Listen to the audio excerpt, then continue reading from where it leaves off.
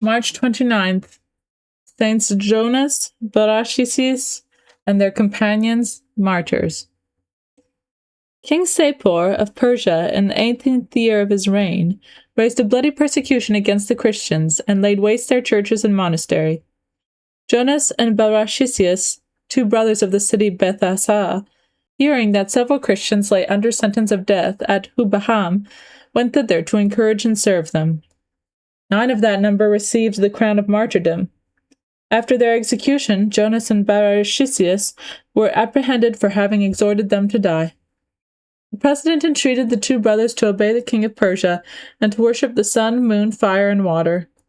Their answer was that it was more reasonable to obey the immortal king of heaven and earth than a mortal prince.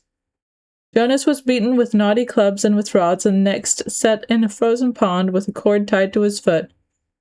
Barachisius had 2 red-hot iron plates and 2 red-hot hammers applied under each arm, and melted lead dropped into his nostrils and eyes. After which he was carried to prison and there hung up by one foot. Despite these cruel tortures, the two brothers remained steadfast in the faith. New and more horrible torments were then devised, under which at last they yielded up their lives, while their pure souls winged their flight to heaven, there to gain the martyr's crown which they had so faithfully won.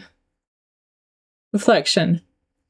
Those powerful motives which supported the martyrs under the sharpest torments ought to inspire us with patience, resignation, and holy joy under sickness and all crosses or trials.